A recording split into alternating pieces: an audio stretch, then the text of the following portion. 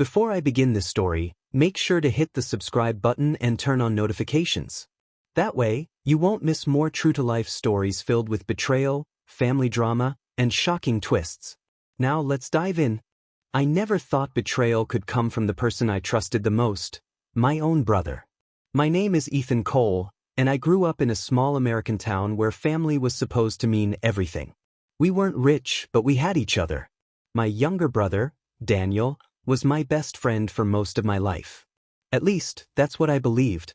Daniel was 2 years younger than me, charming, and had a way of making people like him instantly. While I was the responsible, quiet one, Daniel was the risk-taker, the dreamer, the one who always had a new scheme in mind. Growing up, I used to cover for him whenever he messed up. If he broke something, I'd take the blame. If he borrowed money from friends and couldn't pay them back, I'd give up my savings to keep his reputation clean. That's how much I trusted him. But sometimes, trust becomes the very knife that cuts the deepest. It all started when our father passed away. He wasn't a wealthy man, but he did leave behind something valuable, our family house and a savings account with about $250,000.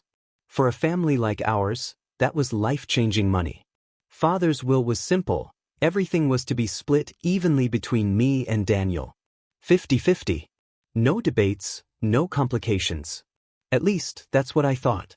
The day we sat down in the lawyer's office to hear the reading of the will, Daniel had this strange look on his face. A mix of impatience and greed, though at the time, I brushed it off as grief. We signed the initial documents together, and the money was supposed to be transferred equally into our accounts within a few weeks. The house, our childhood home, was to remain in both our names until we decided what to do with it. Weeks passed. The months. And I noticed something was wrong. The bank kept delaying the transfer to my account, giving excuses I didn't understand. Finally, after countless phone calls and frustration, I walked into the branch myself. What I found out left me speechless. The account was empty. Every single dollar, our father's lifetime of savings, was already gone. Transferred, withdrawn, spent, and not a single cent had reached me. I couldn't breathe as the banker explained. The name attached to those withdrawals was Daniel's. I remember leaving the bank in a daze. My hands were shaking so badly I could barely start my car. My chest hurt like I'd been punched. I thought there had to be a mistake. Daniel would never do this to me. My own brother couldn't possibly betray me like this. But when I confronted him that night at his apartment, the truth hit me like a hammer. He didn't even deny it. "Ethan," he said with a smirk, "you've always been the responsible one. You'll survive without that money. I needed it more than you. I've got plans, real plans, that'll make us both rich in the long run." I couldn't believe what I was hearing. His words were like acid. He stole not just money, but trust, blood, and years of sacrifice I had made for him. "Daniel," I whispered, my voice breaking, "that was our father's gift to both of us. You didn't just steal from me, you disrespected his memory." But Daniel just shrugged. "Dad's gone. Money's meant to be used. You can cry about it, or you can move on." That was the moment something inside me shattered. For weeks, I fell into a dark place. I couldn't sleep. I couldn't eat properly. I kept replaying every childhood memory with Daniel, every sacrifice I had made, every time I defended him, covered for him, gave him my last dollar. And this was how he repaid me? By stabbing me in the back? But grief slowly turned into something else. Determination. If Daniel thought he could steal from me and walk away without consequences, he didn't know me at all. He thought I was too soft, too forgiving, too weak to fight back. But he was wrong. I wasn't going to let him get away with it. That's when I started planning. The first step was information. I needed to know what Daniel had done with the money. He wasn't smart enough to hide his tracks completely. With a little digging, old habits die hard, and I knew all his passwords from when we were younger. I gained access to his email and bank records. What I found was almost laughable. Daniel had blown through nearly half the inheritance on gambling, luxury cars, and expensive vacations. He was living like a king, posting pictures online with friends, flaunting money that didn't belong to him. But that wasn't all. He had also invested the remaining amount into a shady business deal with some real estate developers. From the looks of it, he had no idea what he was getting into. And that was where I saw my chance. I contacted one of his business partners, a man named Marcus, pretending to be an investor. I told him I was interested in joining the project and wanted to know more about Daniel's role. Marcus, eager for more money, spilled everything. Apparently, Daniel had promised to contribute more funds to keep the project alive, but he was already behind on payments. If he didn't deliver soon, they'd cut him out completely, and maybe worse. Perfect. I decided I wouldn't just take revenge by exposing him. I'd make him experience betrayal the same way he made me feel. He trusted money. He worshipped it. So I'd turn his obsession into his downfall. I started meeting with Marcus privately, offering him deals that made Daniel look unreliable and weak. With carefully crafted lies, I convinced Marcus that I had the resources to replace Daniel entirely. And with Daniel already struggling to come up with the next payment, it didn't take much to push Marcus over the edge. Within a few weeks, Daniel was cut out of the project he had risked everything on. His so-called partners turned their backs on him, refusing to answer his calls. His shiny new life began to crumble. But I wasn't done yet. Remember the house? The one father left us? Daniel had been pressuring me to sell it so he could get more cash. But I refused. Quietly, I began the legal process of transferring full ownership to myself. It wasn't easy, but with the evidence of Daniel's theft and a good lawyer, I managed to prove he was unfit to manage the property. The judge agreed. The house became mine. When I told Daniel, the rage in his eyes was almost satisfying. "You can't do this to me, Ethan," he screamed. I just smiled bitterly. "I didn't do this to you, Daniel. You did this to yourself the moment you betrayed me." As weeks turned into months, Daniel's life spiraled out of control. The cars were repossessed. His so-called friends disappeared. The money was gone. And there I was, still standing, still strong, still in possession of the one thing he wanted most. But here's the thing about revenge, it doesn't always end the way you expect. Because one night, Daniel showed up at my door. He looked nothing like the brother I once knew. His clothes were dirty, his face unshaven, his eyes hollow. For a long moment, we just stared at each other.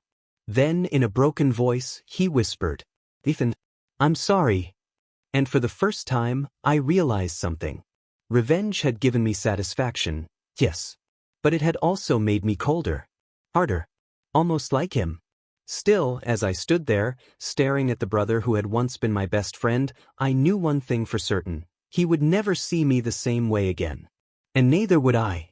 Because once trust is broken, there's no going back.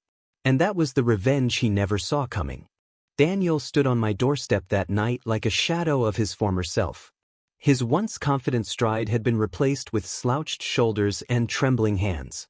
I could smell alcohol on his breath even before he spoke. His apology had been short, almost fragile, but his eyes told the story of a man completely broken by his own mistakes. I wanted to slam the door in his face. Part of me felt he deserved to be out there, in the cold, tasting the bitterness of his own betrayal. But another part of me, maybe the part that still remembered the brother I once loved, hesitated. Against my better judgment, I stepped aside and let him in.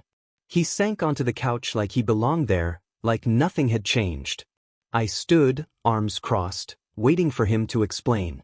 "Ethan," his voice cracked. "I didn't know it would all fall apart like this. I really thought I could turn that money into something bigger. I thought I could build something for both of us." I clenched my fists. "Don't lie to me, Daniel. You didn't think about both of us. You thought about yourself. You stole everything. You gambled away our father's memory like it was nothing." His face twisted, shame and anger colliding inside him. "I messed up, all right? But you got your revenge. You took the house. You ruined my deals. You turned everyone against me." I leaned closer, my voice low. "No, Daniel. You ruined yourself. I just made sure you couldn't drag me down with you." For a long silence, we just stared at each other. The room was heavy with unspoken words, years of resentment crashing into the present moment. Finally, he whispered, "I need help. Please, Ethan. I have nothing left. Not even a bed to sleep in." It was the cruelest twist of fate. The same brother who had stolen everything from me now stood before me, asking for mercy. And though every bone in my body told me to say no, a strange thought crossed my mind. What if keeping him close was the ultimate revenge? So I agreed, on my terms. You can stay here for 1 week, I said flatly. 1 week to get your life together. After that, you're on your own. But listen carefully, Daniel. One wrong move, and you're out the door permanently. Understand? He nodded quickly, desperation written all over his face. At first, it felt strange having him in the house again. He cooked dinner a few nights, tried to clean, even offered awkward attempts at conversation. It was almost as if he thought he could rebuild what he had broken with a few chores. But I wasn't fooled. I kept my guard up, watching him carefully. Then, one evening as I came home from work, I noticed something unusual. A drawer in my office was slightly open, the drawer where I kept important documents. My chest tightened as I pulled it open, only to find one of my checkbooks missing. Rage burned through me. I stormed into the living room where Daniel was sitting, pretending to watch TV. I threw the coffee table aside and shouted, "Where is it, Daniel?" He jumped eyes wide. "What are you talking about?" "The checkbook. Don't play dumb with me. I know you took it." His lips quivered, then curled into a defiant smirk, the same smirk I'd seen the night he admitted stealing our inheritance. "What, Ethan? You think you can punish me forever? You think you're so much better than me because you played the victim? You took everything else from me. Why shouldn't I take something back?" That was it. That was the moment I realized Daniel hadn't learned a single thing. He wasn't sorry. He wasn't broken. He was just biding his time, waiting for another chance to sink his claws into whatever I had left. But this time I was ready. I grabbed him by the collar, pulling him close until our foreheads nearly touched. My voice shook with fury. "You betrayed me once. You will not do it again. Do you hear me?" For the first time, I saw fear in his eyes. Not guilt. Not shame. Pure fear. He stammered, all right, I'll give it back." He reached into his jacket pocket and pulled out the checkbook, tossing it onto the floor. I let go of him, but the silence that followed was louder than any scream. That night, I didn't sleep. I sat in my office, staring at the checkbook, replaying everything that had happened over the past year. Daniel's betrayal, my revenge, his downfall, and now this. It was a cycle with no end, and I knew something had to change, or one of us would destroy the other completely. The next morning, I made a decision. I told Daniel to pack his bags. "You had your chance," I said firmly. "I gave you a roof, food, and a second chance at dignity. And you threw it all away, for a stupid checkbook. I'm done, Daniel. I can't save you, and I won't let you drag me down any further." He tried to argue, his voice trembling with panic. "Ethan, please. I don't have anywhere else to go. You're my brother. You can't just throw me out." But I had already steeled myself. "I can. And I will." I opened the door and waited. Slowly, painfully, Daniel walked past me, his duffel bag slung over his shoulder. For a moment, he stopped at the threshold, his back to me. His voice was barely audible. "You'll regret this." Then he was gone. Weeks passed. I didn't hear from him, and honestly, I didn't want to. I poured myself into rebuilding my life, my career, my friendships, even my own happiness. For the first time in years, I felt a sense of peace. But peace doesn't last forever. One afternoon, I got a phone call from an unknown number. Against my instincts, I answered. "Mr. Cole?" a gruff voice said. "This is Detective Harris with the city police. We need you to come down to the station. It's about your brother." My stomach dropped. When I arrived, the detective explained. Daniel had been caught in a fraud scheme, using fake checks and forged signatures to scam people out of money. And worse, he had used my name. Dozens of checks, all with my signature forged across the bottom, had been traced back to him. "Mr. Cole," the detective said, "we need to confirm your handwriting for comparison. If you're telling the truth, your brother could be facing serious prison time." I felt sick. I couldn't believe it. Daniel had gone from stealing inheritance money to destroying strangers' lives, and he tried to take me down with him. My revenge hadn't been enough. His greed was endless, and now it had reached the point of no return. When they finally brought him into the interrogation room, his eyes locked on mine. For a moment, I thought he'd lash out, scream, accuse me. But instead, he looked hollow. Empty. "Ethan," he croaked, "don't do this. You're my brother. You can save me." I wanted to feel pity. I wanted to remember the boy I grew up with, the one who used to share secrets with me late at night, who laughed with me until our stomachs hurt. But that boy was long gone, replaced by a man who saw family as nothing more than a resource to exploit. So I shook my head slowly. "I already tried to save you, Daniel. And you threw it away." Tears welled up in his eyes, but I turned and walked out of the room before they could fall. The case dragged on for months. Daniel's crimes caught up to him quickly. Victims testified, evidence stacked higher and higher, and eventually, the gavel fell. He was sentenced to 8 years in prison. The night after the sentencing, I sat alone in the old family house. The silence pressed down on me, memories flooding every corner. I thought of my father, of what he would have said if he were still alive. Would he have been angry at Daniel? Disappointed in me? Or maybe both? I didn't know. All I knew was that I had survived. Daniel had taken everything from me once, but he couldn't take my will to fight back. My revenge had started the chain of events that led him here, and maybe that was justice. Or maybe it was just tragedy. Either way, I had to live with it. And as I looked around the house that once belonged to both of us, I whispered to myself, never again. Never will I let betrayal blind me. Never will I let family become my weakness. Because sometimes, revenge isn't about what you do to others. It's about making sure they never have the power to hurt you again. So I poured a glass of whiskey, raised it to the empty room and said, to survival, to strength, to never forgetting. And with that, I turned off the lights, leaving the past behind me once and for all. Thumbs up if you're still here listening. Don't forget to like this video. Life after Daniel's sentencing was quiet, almost too quiet. For years, so much of my existence had revolved around him, defending him as children, protecting him as young adults, and then avenging myself against him when betrayal became his language. When the noise of courtrooms and police calls faded, I was left with silence. At first, the silence felt like peace. I could finally focus on my work again. My career began to stabilize, and with the house solely under my name, I started renovating it, turning it into something that felt like mine, not a battlefield of memories.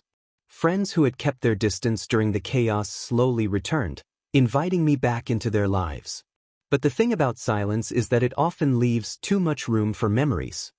Late at night, I would sit in the living room with a drink, staring at old family photos. Me and Daniel as boys, running through the yard. Father teaching us how to fish at the lake. Mother, gone too soon, smiling in a picture where Daniel and I clung to each other's shoulders like nothing could break us apart. Those images haunted me. Because no matter how much I told myself Daniel was gone, that he was no longer my responsibility, part of me still remembered the brother who once laughed with me under the stars. And it was hard to reconcile that boy with the man sitting behind prison bars. Months turned into a year. Then one afternoon I got a letter. The envelope was plain, the handwriting shaky but unmistakable. Daniel. I hesitated before opening it, a pit forming in my stomach. Finally, I tore it open and began to read. I don't know why I'm writing this. Maybe because prison gives you too much time to think. Maybe because the walls here don't just keep you inside, they keep your regrets in too. I know I ruined everything. I stole from you. I lied to you. I betrayed you. And I deserve where I am now. But still, you're my brother. I don't expect forgiveness, but I want you to know I remember the good times too. I remember when you carried me home after I broke my ankle. I remember when you shared your food with me in school when I didn't have any. You were always better than me, Ethan. Maybe that's why I hated you in the end. Because I could never live up to you. I don't ask for your help. I don't ask for your pity. I just wanted you to know I'm sorry. Truly. Daniel. I sat there for hours, staring at the paper, my heart heavy. Part of me wanted to rip it up, to burn it and pretend it never existed. Another part wanted to write back, to say something, anything that would remind us both we had once been more than enemies. But in the end, I folded the letter and placed it in a drawer. Not forgiven, not forgotten. Life went on. I met someone, a woman named Claire. She was kind, patient, and had a way of listening without judgment. Slowly, carefully, she became part of my life. For the first time, I felt like I had a chance at building something real, something untouched by betrayal. I told her about Daniel, about everything. She didn't recoil. She just took my hand and said, "The past doesn't define you. How you live now does." Her words stuck with me. Years slipped by. The house transformed completely. The broken roof was fixed, the peeling walls painted, the garden alive again with flowers. It no longer felt like a shrine to pain but a home, our home. Claire and I married in a small ceremony, surrounded by friends. And for the first time in a long time, I allowed myself to feel genuinely happy. But the shadow of Daniel never fully left. After 5 years, Daniel was granted early release for good behavior. I found out through another letter, not from him this time, but from the state. The news hit me like a cold wave. Part of me feared he would show up at my door again, desperate and manipulative. Part of me wondered if he had truly changed. Weeks passed and he didn't come. Life carried on. Claire and I had a son, Matthew. Holding him in my arms, I felt a love so fierce it terrified me. I promised myself I would protect him from everything, even from the ghost of the brother who had once destroyed my trust. Then, one spring evening as I was closing the shop where I worked, I saw him. Daniel. He was thinner, older, his hair streaked with gray. Prison had left its mark on him, but his eyes no longer held that glint of arrogance. Instead, they carried something else. Humility. Weariness. He stood a few feet away, hands in his pockets, waiting. "Ethan," he said softly. My chest tightened. Memories of betrayal and pain crashed over me, but I forced myself to stand tall. "What do you want, Daniel?" He hesitated, then shook his head. "Nothing. I just wanted to see you. To see that you're okay." I narrowed my eyes. "And? Do you feel better now?" He gave a sad smile. "Better? But at least I know you survived me." Silence stretched between us, heavy and suffocating. Then he turned as if to leave.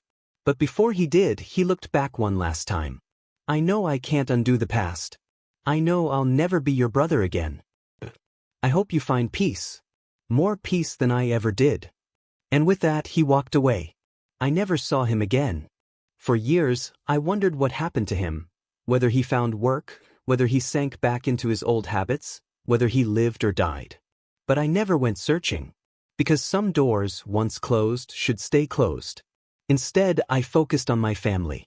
On raising Matthew, on loving Claire, on building a future free from the chains of betrayal. I poured everything I had into making sure my son would never grow up the way Daniel and I did, caught in cycles of envy, lies, and revenge. But sometimes, late at night, when the world is quiet, I still think of him. My brother. My betrayer. My blood. I wonder if he thinks of me too. And maybe that's the cruelest part of betrayal. It never truly disappears. It lingers like a scar. The wound heals, but the mark remains. Still, if I learned anything from this long, painful journey, it's this. Revenge might satisfy you in the moment, but it doesn't erase the pain. What truly frees you is survival. Rising above. Refusing to let the betrayal define you. I survived, Daniel. And that was the greatest revenge of all. Red heart if you found this story powerful, don't forget to like this video. It helps us share more real, emotional tales of family, betrayal, and survival.